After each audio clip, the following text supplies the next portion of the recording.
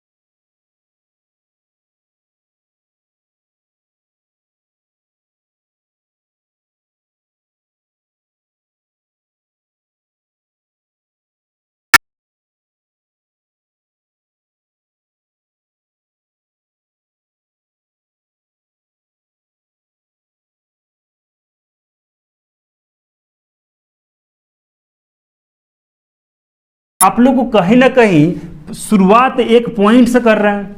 ठीक है ना, शुरुआत एक पॉइंट से कर रहे हैं और कहाँ जा रहे हैं, किसी न किसी एक पॉइंट पे। ठीक है, तो हमारा ये पॉइंट कहाँ पे है, फील्ड पे है, और इस पॉइंट से दूसरे पॉइंट को शो कर रहे हैं। तो इसका ये मतलब है कि ये पॉइंट से ये पॉइंट किसी न किसी डिस्टेंस पे होगा। मान के चलिए x किसी न किसी डिस्टेंस पे होगा। तो ये पॉइंट डिफाइन होता है इस पॉइंट के हेल्प से। ठीक है ना, तो मतलब हम ये कह सकते हैं कि ये पॉइंट x डिस्टेंस पे है। जैसे कि अगर मान लेके चलिए इसका नाम P है और ये Q है, तो हमारा Q जो पॉइंट है वो P से x डिस्टेंस पे है।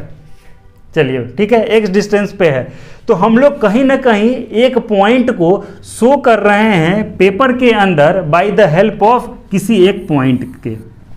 ठीक है, अब आसान शब्दों में हम लोग इसको समझते हैं, आसान शब्दों में इसको समझते हैं कि सर्वे क्या है हमारा, सर्वेइंग इज द टेक्निक, ठीक है ना, सर्वेइंग एक तरीका है of determining the relative position.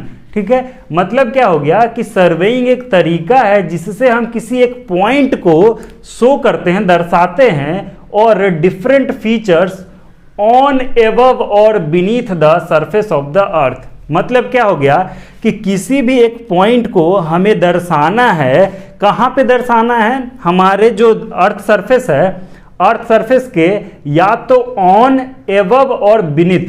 मतलब क्या हो गया कि अर्थ सरफेस पे जो हमारा सतह है, सतह के ऊपर वो पॉइंट होगा, या सतह के नीचे होगा, या सतह के ऊपर होगा। मतलब सरफेस पे होगा, सरफेस के नीचे होगा, on the surface, above the surface और बीनीथ द सरफेस। ठीक है, तो ये तीनों पॉइंट कहीं भी हो सकता है, उसको हमें ऑन द क्या करना है, the surface of the earth by means of direct और इनडायरेक्ट मेजरमेंट। मतलब क्या हो गया कि हमें उस पॉइंट को तो दर्शाना है किसी एक पॉइंट के हेल्प से। अब वो कैसे शो करते हैं, मेजरमेंट क्या होगा, डायरेक्ट मेजरमेंट होगा या इनडायरेक्ट मेजरमेंट होगा।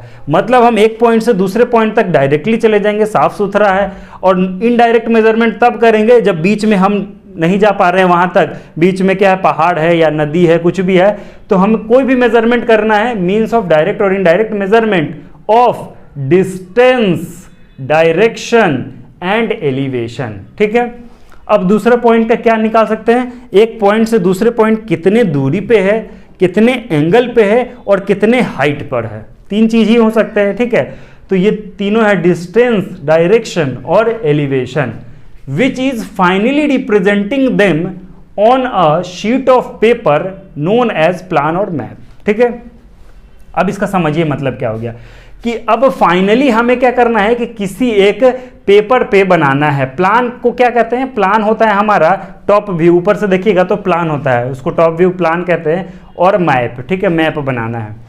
मतलब सिंपली हम ये कह रहे हैं कि एक पॉइंट से शो करने के लिए दूसरे पॉइंट का हमें किसका हेल्प लगता है, सर्वे का लगता है। ठीक है, अब वो पॉइंट को शो करने के लिए या तो डिस्टेंस के थ्रू जाइए, एंगल के थ्रू जाइए, या फिर कोई एलिवेशन पे थ्रू जाइए, तो कुछ भी हो सकता है सर्वे के अंदर। अब हम लोग क्या डिफाइन कर रहे हैं, रिलेटिव पॉइंट क्या होता है, ये जो वर्ड है रिलेटिव पोजीशन, उसको हम लोग देखते हैं कि रिलेटिव पोजीशन क्या है। देखिए, अब हम लोग सिंपली देख रहे हैं क्या कि अब वो पॉइंट कहीं भी हो सकता है, तो हम मान के चलते हैं कि हमारा एक पॉइंट यहां है, ठीक है, और दूसरा पॉइंट यहां है।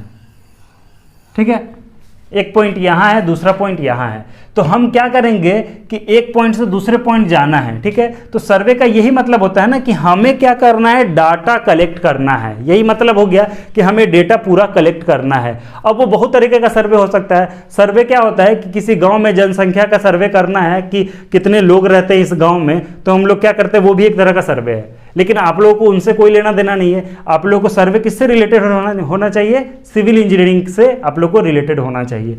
तो हम लोग क्या करते हैं कि हमें डेटा कलेक्ट करना है कि भाई ये पॉइंट इस पॉइंट से कहां पे लाई करता है। ठीक है, चलिए देखते हैं, यही एक चीज है ना, ये जो चार चीज यहां लिखा हुआ है, इन चारों चीजों से आप लोगों का सारा जो इसके अंदर टॉपिक है, सारा यूनिट को रिलेट हो जाएगा।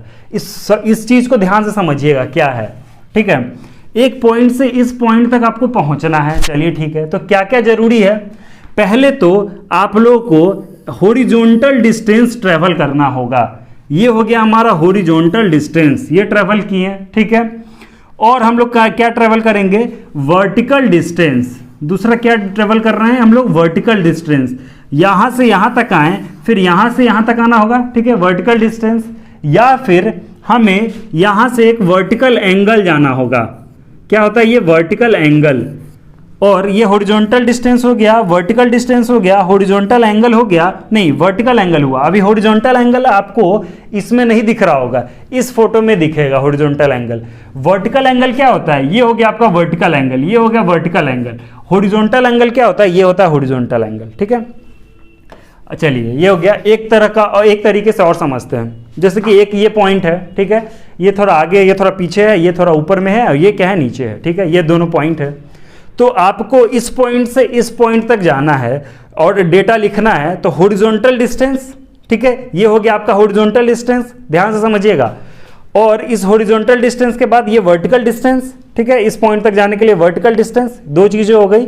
उसके बाद इस पॉइंट से वहां जाने के लिए एक तो हो गया क्या, वर्टिकल एंगल, ठीक है, वर्टिकल एंगल, और एक हॉरिजॉन्टल एंगल, ठीक है। चार चीजें आप लोग को समझ में आई, क्या क्या है, हॉरिजॉन्टल डिस्टेंस,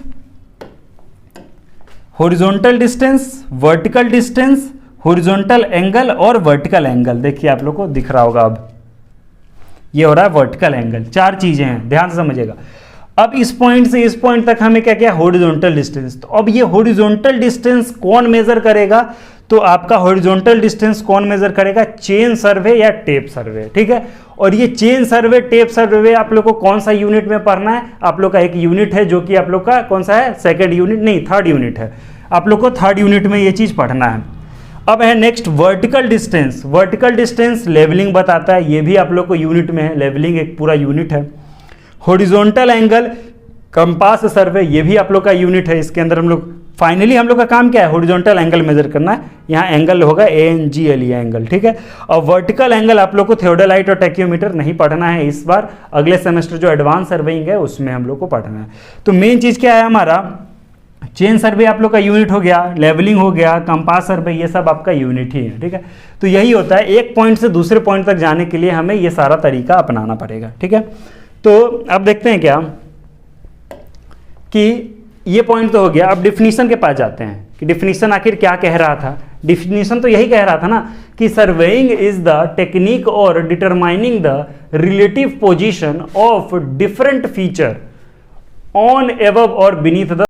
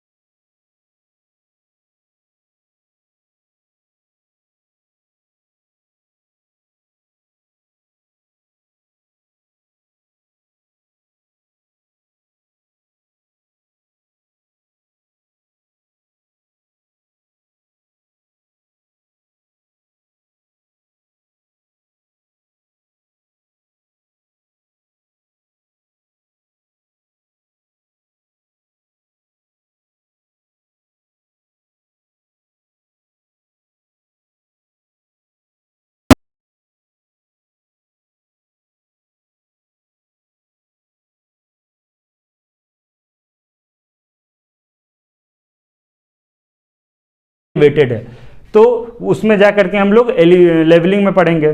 और लास्ट यूनिट में क्या है कि एरिया और वॉल्यूम निकालेंगे, जो कि हमें रेलवे डिपार्टमेंट में काम आ जाता है कि कितना वॉल्यूम रिक्वायरमेंट है। मतलब अगर पटरी बना रहे हैं तो एक कोई हाइट देंगे, तो उस हाइट में कितना मिट्टी रिक्वायरमेंट है, कितना वॉल्यूम रिक्वायरमेंट है, उसका कैलकुलेशन हम लोग को करना होता है, ठीक है। तो हम लोग वो सब देखेंगे।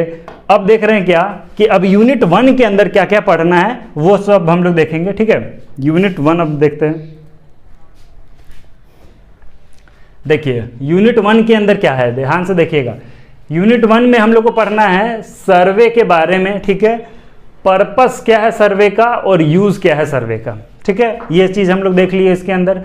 अब क्या देखना है इसके अंदर, पर्पस और यूज को देखने के बाद टाइप ऑफ सर्वेइंग, ये भी बहुत इंपॉर्टेंट है। टाइप ऑफ सर्वेइंग में 4 तरीके से हम लोग सर्वे को बांटे गए हैं, ठीक है। 4 तरीका है, क्या है। पहला तो on the basis of accuracy, कि हमारा कोई काम कितना एक्यूरेट है, जो हम काम कर रहे हैं, जो हम प्लान बना रहे हैं, जो हम मेजरिंग कर रहे हैं, वो कितना एक्यूरेट है, वो उसके बेसिस पे सर्वे को बांटा गया है, पहला, ठीक है।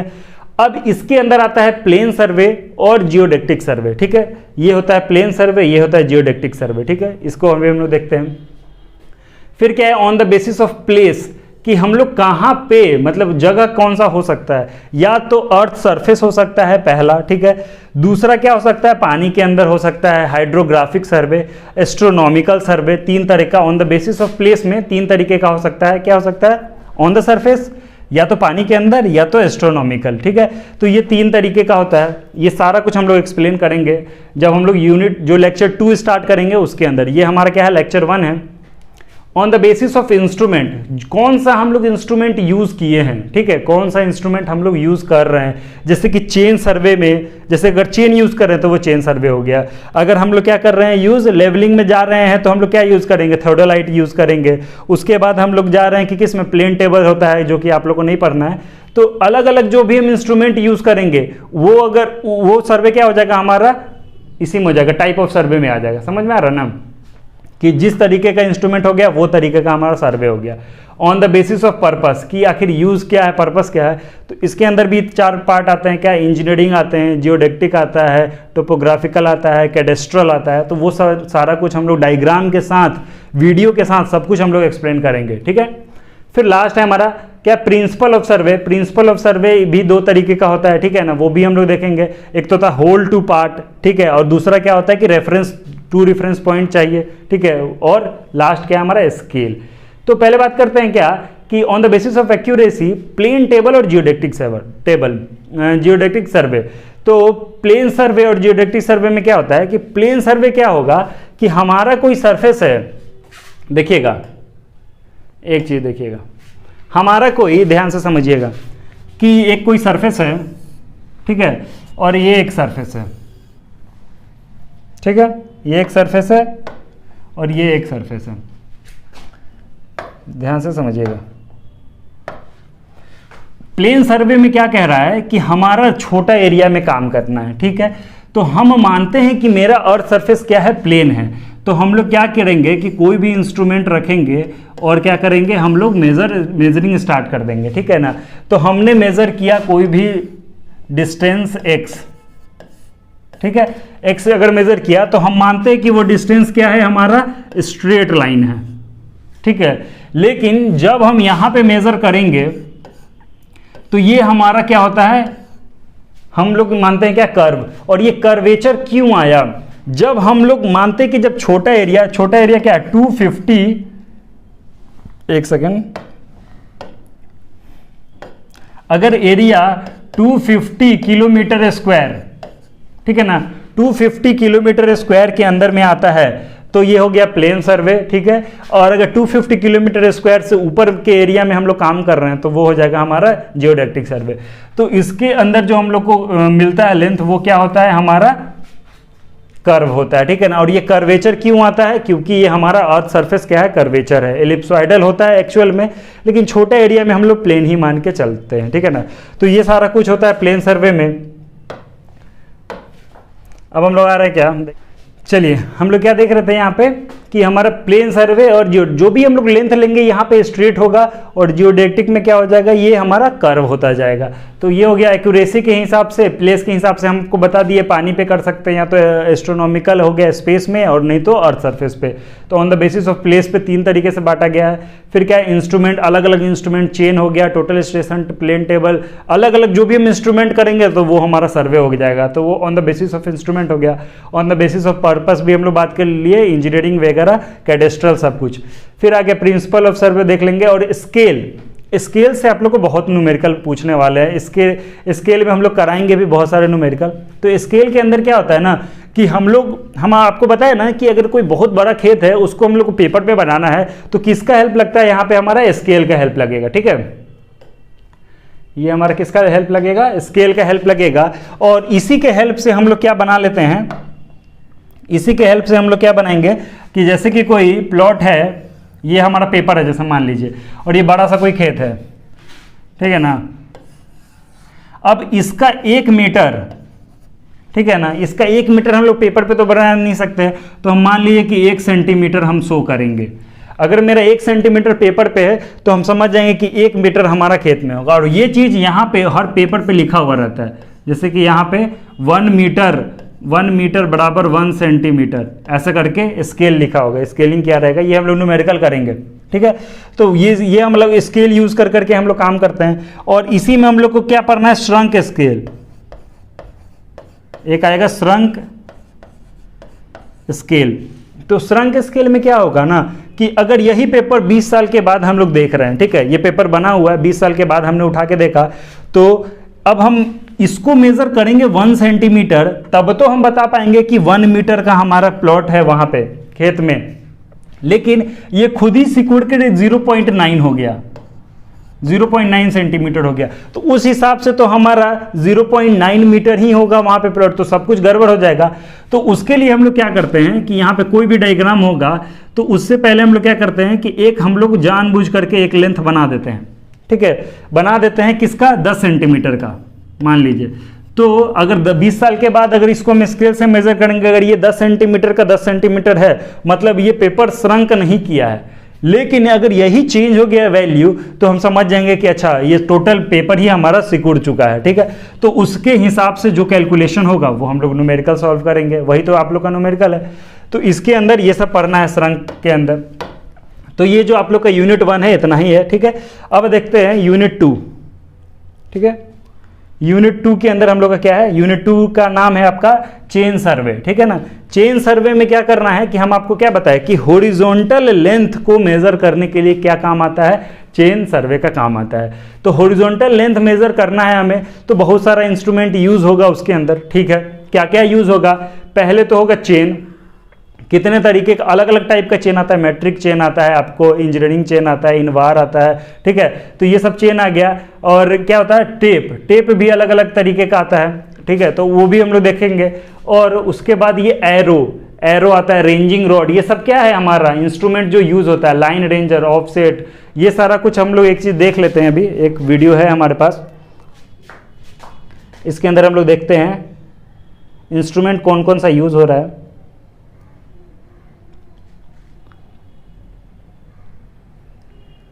देखिएगा,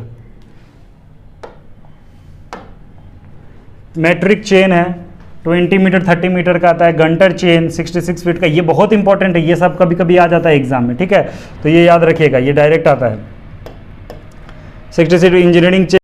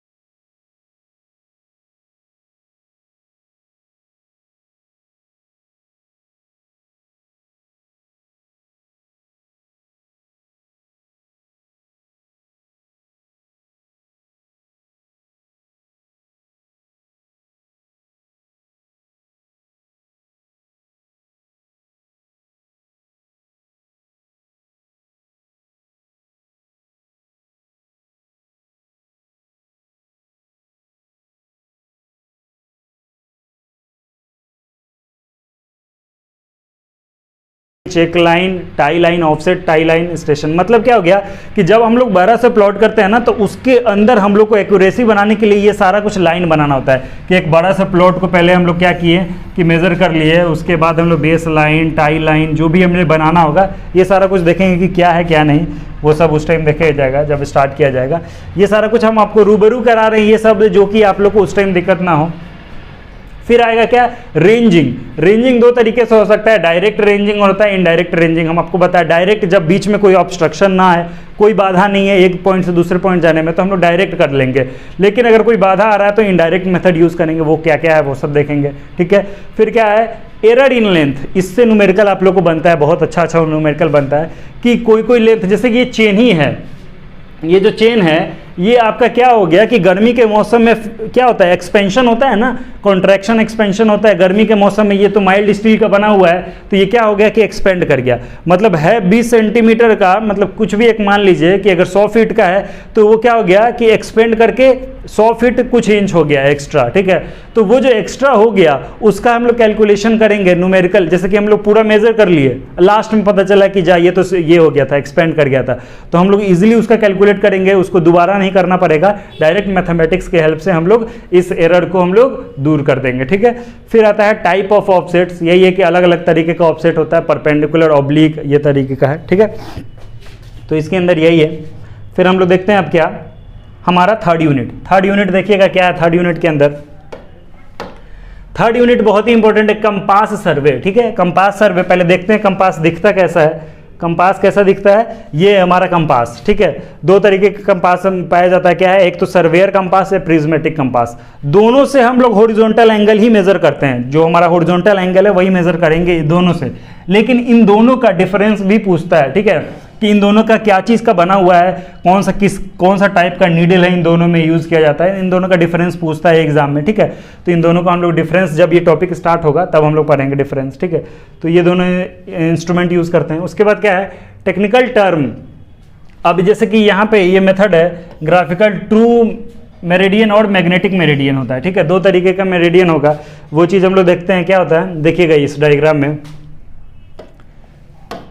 ये क्या हो जाता है, यहाँ से हम लोग क्या, एक कोई पॉइंट है ए बी, जैसे कि ये पॉइंट ए बी है, एक लाइन है ए बी, तो हमारा ए बी के लिए, इस ए बी के लिए क्या होता है, दो चीज़ें होती हैं, एक क्या होता है ट्रू मेरिडियन, एक होता है मैग्नेटिक मेरिडियन, ठीक है। तो ट्रू मेरिडियन और मैग्नेटिक मेरिडियन के बीच में होता है मैग्नेटिक डिक्लाइनेशन। वो कोई डिक्लाइनेशन होगा, या तो ये ईस्ट डायरेक्शन में होगा या तो वेस्ट डायरेक्शन में होगा। इस पर हम लोग न्यूमेरिकल करेंगे। तो वही होता है कि ए बी के लिए ट्रू से जो एंगल आएगा वो हो गया इसका ट्रू मेरिडियन, और मैग्नेटिक से जो आएगा वो हो गया मैग्नेटिक मेरिडियन, और इन दोनों के बीच में क्या होता है, मैग्नेटिक डिक्लाइनेशन होता है, ठीक है। तो आप लोगों को गिवन होगा, कैलकुलेशन करना होगा, ट्रू मेरिडियन गिवन है, डिक्लाइनेशन थीटा गिवन होगा, मतलब कुछ भी दो गिवन होगा, तीसरा आपको निकालना होगा। तो ये हम लोग न्यूमेरिकल करेंगे, ठीक है। तो ये हो गया मैग्नेटिक बियरिंग वगैरह।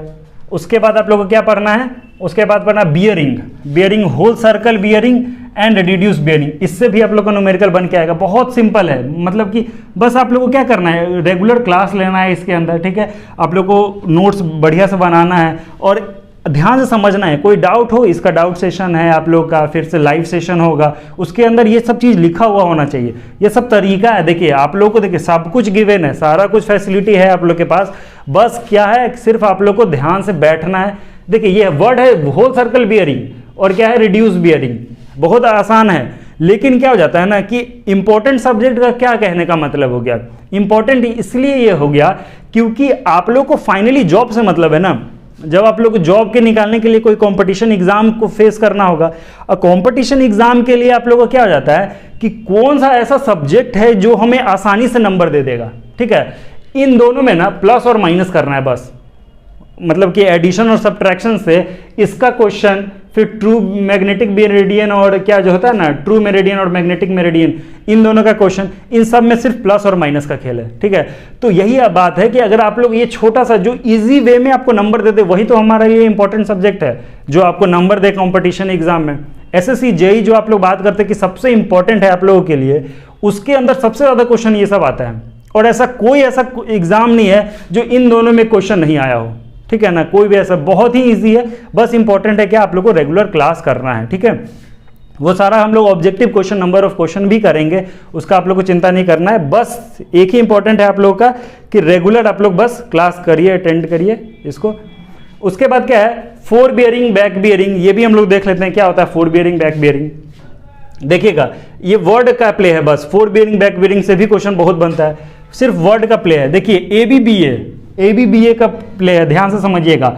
अगर हम बात करते हैं ए बी का, ठीक है, ए बी का अगर हम बात करते हैं तो ए बी के अंदर, ए बी लाइन के अंदर जो हमारा फोर वियरिंग होगा वो होगा अल्फा। हम लोग जिस ए पॉइंट से बी पॉइंट जाना है तो हमारे लिए फोर बियर होगा नॉर्थ से, जो हम मेजर करेंगे, ठीक है। अब ए बी लाइन का मतलब इंस्ट्रूमेंट हमारा ए पे रखा हुआ है, तो ए बी लाइन का हमारा बैक बियरिंग क्या होगा, तो हम लोग इंस्ट्रूमेंट यहां रखेंगे, फिर हम लोग बैक बियरिंग वापस ए को देखेंगे, ठीक है। तो वो हमारा बीटा हो जाएगा क्या, हमारा बैक बियरिंग। समझिए, क्योंकि ये बस वर्ड का प्ले है। फिर बी ए है, जब हम लोग इंस्ट्रूमेंट यहां पे रखे हुए, तो इसके लिए हमारा फोर बियरिंग क्या हो जाएगा, बीटा हो जाएगा, हम लोग फोर बियरिंग। और यहीं पे अब यहाँ पे इंस्ट्रूमेंट आ करके हम लोग देखें तो ये अल्फा हो गया इसका बैक बियरिंग, ठीक है ना। वर्ड है, एक बार है, आप लोग कैलकुलेट करिएगा, इसको निकाल जाएगा, ठीक है। तो ये सब क्या है, सिर्फ ए बी ए आपको कंफ्यूज कराने के लिए ये सब यूज करते हैं, ठीक है। तो ये सारा कुछ है।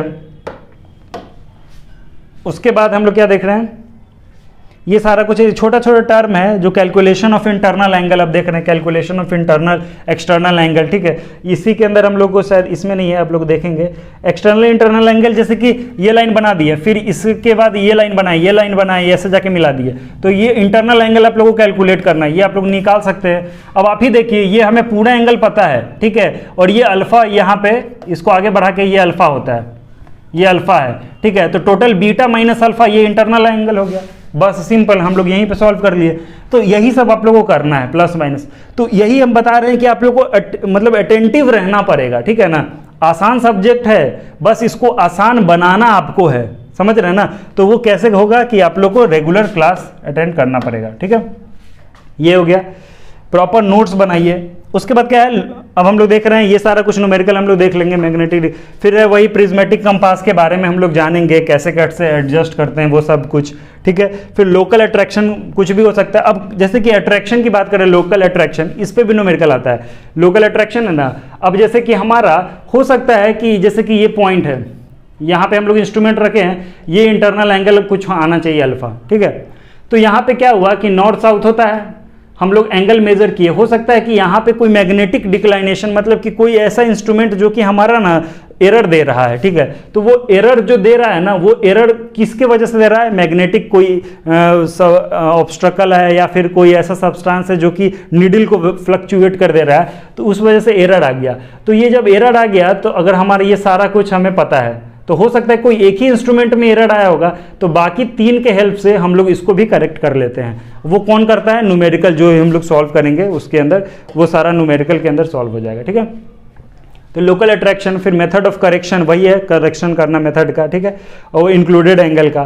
फिर क्या last topic, method of plotting और traverse and closing error, graphical adjustment of closing error. वही है कि एरर जो भी हमारा आ रहा है, फाइनली जो हमारा डायग्राम बन रहा है, और एरर जो अंदर आ रहा है सारा, अब जैसे ट्रायंगल है, ट्रायंगल का 180 आना चाहिए, तीनों का इंटरनल सम होके 180 आना चाहिए, लेकिन 180 आ नहीं रहा है, तो कहीं ना कहीं एरर होगा किसी एक स्टेशन पे, तो वो हम लोग मेजर कर लेते हैं इजीली, इसका तरीका है अलग अलग। तो ये हमारा यूनिट 3 है, ठीक है। अब देख रहे हैं हमारा यूनिट 4, इसके अंदर हम लोग मैक्सिमम देख लिए। अब हम लोग क्या स्टार्ट कर रहे हैं, यूनिट 4। देखिएगा यूनिट 4 क्या है, लेवलिंग एंड कंटूरिंग, ठीक है, बहुत ही इंपॉर्टेंट है। और ये इंपॉर्टेंट पता है क्यों है, क्योंकि इससे क्वेश्चन ना आप लोग को एसएससी का मेंस जब दीजिएगा ना तो आएगा इस पे, ठीक है ना। इससे कहाँ पे आएगा क्वेश्चन, आप लोग को एसएससी का मेंस वेंस जब दीजिएगा तब जाकर के लेवलिंग का क्वेश्चन आएगा। और ये मस्ट है, आप लोग को सेमेस्टर का पेपर आइएगा, सेमेस्टर के पेपर में भी इसका न्यूमेरिकल फिक्स है, ठीक है। तो अब देखते हैं क्या है, basic terminology, level surface, horizontal and vertical surface, क्या है इसके अंदर का मतलब। कहानी ये है कि आप एक पूरे एरिया को, एक एरिया हमारा कितना ड्यूरेशन है, अप डाउन है, ठीक है ना। अब हम कोई भी घर बनाएंगे तो लेवल सरफेस पे बनाएंगे ना, अब ऐसे टेढ़ा तो बनाएंगे नहीं। तो लेवल सरफेस करने के लिए हमें क्या मेथड यूज करना होगा, सर्वे का यूज करना होगा। तो हम लोग एक पूरा टेबल बनता है इसके लिए, बैक साइड, फोर साइड, ये सारा कुछ काम कर करके हम लोग बनाते हैं। देखिए इसके अंदर क्या है, level surface, horizontal and vertical surface, फिर है बेंचमार्क डिसाइड करेंगे, permanent, arbitrary and temporary, reduce level, फिर rise fall, collimation station, back side, fore side, intermediate side, ये सारा जो टर्म दिख रहा है ना, ये सारा हाइट ऑफ इंस्ट्रूमेंट, ये हर एक टर्म को हम लोग को समझना है, ठीक है ना। एक हर एक टर्म, जैसे हाइट ऑफ इंस्ट्रूमेंट है, इसको निकालने का अलग तरीका है, ठीक है। अब हम चेंज पॉइंट के मतलब एक पॉइंट से स्टेशन को दूसरे स्टेशन में हम जाके शिफ्ट किए हैं तो वो हमारा चेंज पॉइंट हो गया। तो ये सारा कुछ तरीका हम लोग न्यूमेरिकल जब करेंगे टेबल बना करके तब आप लोग को समझ में इसको अच्छे से आ जाएगा। फिर हम लोग इसी में यूज़ करते हैं dumpy level, tilting level, auto level. ये देखिएगा इंस्ट्रूमेंट हम लोग के पास है, देखिए यही होता है। ये हमारा क्या है, डंपी लेवल है, ठीक है ना। ये हमारा क्या, ऑटो लेवल। ये है हमारा टिल्टिंग लेवल। ये तीनों मेजर क्या करता है, हम लोग का एंगल ही मेजर करता है, टेलीस्कोप का ही काम है। लेकिन इनका क्या होता है कि कुछ कुछ हल्का हल्का फंक्शन चेंज है। अब क्या चेंज है वो सब चीज़ हम लोग देखेंगे इसके अंदर, ठीक है। फिर जैसे कि यही हम लोग बता रहे थे ना लेवलिंग, ये मेथड होता है। यहाँ पे हम लोग इंस्ट्रूमेंट सेट कर दिए। अब हमारा ए पॉइंट, ये बी पॉइंट है, ये सी पॉइंट है, ये डी पॉइंट है। अलग अलग पॉइंट पे हमारा कितना फ्लक्चुएट कर रहा है, कितना डिस्टेंस ये है, ये कितना लेवलिंग में हम लोग ऊपर नीचे डिविएशन है, ठीक है। तो ये सारा कौन बताएगा, हमारा लेवलिंग के अंदर हम लोग सब कुछ देखेंगे। अब इसके अंदर क्या पढ़ना है, इसके अंदर ये सब हो गया कैलकुलेशन ऑफ लेवल। अब देखिए यहाँ दो मेथड बहुत इंपॉर्टेंट है, हाइट ऑफ इंस्ट्रूमेंट मेथड और राइज एंड फॉल मेथड। दो ही मेथड, ये जो हम लोग जितना कैलकुलेशन करेंगे यही दो मेथड हम लोग को पढ़ना है। दो मेथड से हम लोग सारा चीज़ कैलकुलेट कर लेंगे। और हम लोग क्या करेंगे, ये इंपॉर्टेंट इसलिए है ना कि आप लोग को कॉम्पिटिटिव एग्जाम जो भी आप लोग देखिएगा, मेंस वगैरह जब देना होता है, मेरे ख्याल से जेई में एक ही है आप लोगों का, क्या है, एसएससी जेई का मेंस, उसके अंदर ये क्वेश्चन हमेशा आता है, ठीक है। तो ये चीज़ हो गया आप लोग के लिए इंपॉर्टेंट। क्यों इंपॉर्टेंट हो गया, आप लोग सेमेस्टर का भी काम हो जाएगा, एसएससी जेई का भी काम हो जाएगा। फिर क्या है, लेवलिंग टाइप ऑफ सिंपली। अब देखिए लेवलिंग का ये तरीका है, ये सारा कुछ तरीका अलग अलग मेथड। अब जैसे कि क्या है कि ए पॉइंट है, बी पॉइंट है, ठीक है। मान के चलिए रेसिप्रोकल क्या होता है, तो ए पॉइंट है, बी पॉइंट है, तो अब ए पॉइंट बी पॉइंट से कितना ऊपर नीचे है, ठीक है, और बीच में नदी बह रहा है, ठीक है ना। इस वाले केस में क्या था कि हम लोग आराम से इस पॉइंट से इस पॉइंट जा सकते थे, ठीक है। लेकिन रेसिप्रोकल लेवलिंग तब यूज करेंगे, देखिएगा रेसिप्रोकल लेवलिंग तब यूज करेंगे जब हमें क्या होगा कि ए पॉइंट से बी पॉइंट तक हम जा ही नहीं सकते हैं, ठीक है। तो हम लोग क्या करते हैं, ए पे बी पे है तो ए पे इंस्ट्रूमेंट रखेंगे, फिर बी पे इंस्ट्रूमेंट रखेंगे। लेकिन होता है ना कि बार बार हम आ जा नहीं सकते हैं, तो वैसा कुछ सिचुएशन के हिसाब से हम लोग रेसिप्रोकल यूज करेंगे, ठीक है ना। कि जहाँ पे हम लोग रेगुलर आ जा नहीं सकते हैं वहाँ पे हम लोग कौन सा यूज करेंगे मेथड, रेसिप्रोकल लेवलिंग यूज करेंगे। फिर आता है क्या, कंटूर। कंटूर देखिए क्या होता है, तो हम लोग क्या देख रहे हैं, अब हम लोग कंटूर देख रहे हैं। कंटूर क्या होता है, ध्यान से समझिएगा कि आप लोगों को ना ये कंटूर गिवन होगा, ये डायग्राम आप लोगों को गिवन होगा, आप लोग को ये बताना है कि ये किसका डायग्राम है, ठीक है ना। कंटूर का आप लोग को एक बहुत फेमस क्वेश्चन है कि कंटूर में अगर अंदर के तरफ वैल्यू बढ़ रहा है तो वो मतलब क्या होता है, हिल होगा या वैली होगा या डिप्रेशन होगा। तो अंदर की तरफ बढ़ना घटना क्या होता है समझते हैं, देखिएगा। जैसे कि ये कोई पहाड़ है, ध्यान से समझिएगा, ये हमारा क्या है, कोई पहाड़ है। अब ये जो पहाड़ है, एक सेकंड, ये जब हमारा कोई हिल है, अब इस हिल के अंदर अब जैसे कि ये 60 से स्टार्ट किया है, चलिए हम मान के चलते हैं कि ये 0 है, ये हमारा ग्राउंड सरफेस है, ये हमारा 0 है, 0 मीटर हाइट पे। तो हम क्या करते हैं कि कोई एक पहाड़ है, उसका बिल्कुल सरफेस से अगर हम चारों तरफ से मेजर किए हाइट, तो सबका 0 0 0 0 0 है, तो हम इसको लिख दिए 0, ठीक है। ये जो इस डायग्राम में क्या है कि 60 से स्टार्ट किया है, तो ये क्या लिख दिया है, 60 लिख दिया है, ठीक है ना। तो आप कहीं से भी स्टार्ट कर सकते हैं, तो 0 लिख दिए हैं, ठीक है। अब हम 5 मीटर ऊपर आते हैं, उस पहाड़ के 5 मीटर ऊपर आए। 5 मीटर ऊपर आने के बाद चारों तरफ 5-5 मीटर ऊपर आकर के हम एक सर्कल बनाए, ठीक है, एक सर्कल बना दिए, ठीक है, दूसरा वाला सर्कल।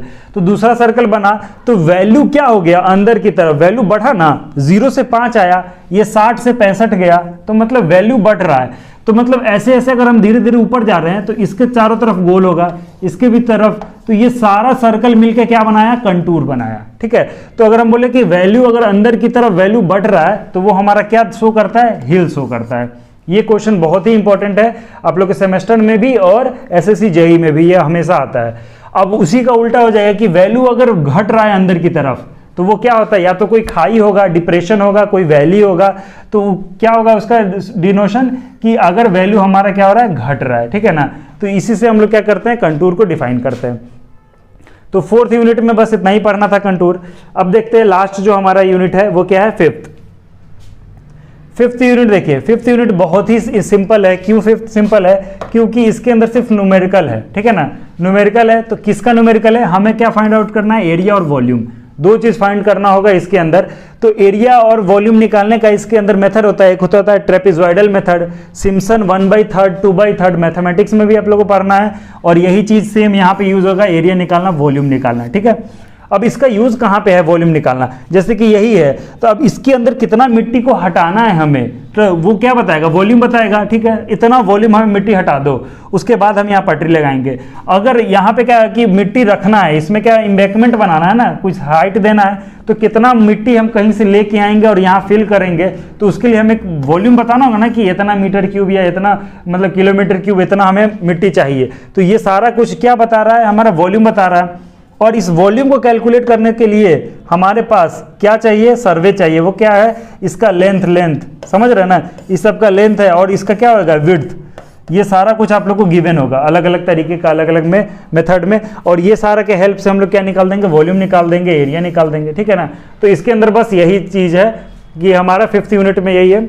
और अगर बुक की बात करते हैं, लास्ट हमारा क्या है, बुक की बात क्या कर रहे हैं कि एक आप लोग जा करके मार्केट से BC पूनमिया का बुक ले लीजिएगा, पार्ट 1 है इसका, पार्ट 1 में आप लोग का सारा कुछ इसके अंदर मिल जाएगा, ठीक है। तो ये सब तो हो गया सिलेबस की बातें। अब बात कर रहे हैं क्या कि इसके बाद, जैसे कि ये तो हमारा लेक्चर 1 था, लेक्चर 2 हम लोग स्टार्ट करेंगे। लेक्चर 2 आप लोग के लिए हमारा क्या हो जाएगा, यूनिट 1 स्टार्ट हो जाएगा लेक्चर 2 से। तो उसके अंदर आप लोग को प्रॉपर नोट्स बनाना है पहले तो, ठीक है। कि इसके अंदर तो चलिए कोई बात नहीं कि आपने कुछ नहीं बनाया, आप लोग को सारा स्लाइड गिवन होगा यूनिट 1 से लेकर के लास्ट तक का, ठीक है, सब स्लाइड गिवन होगा।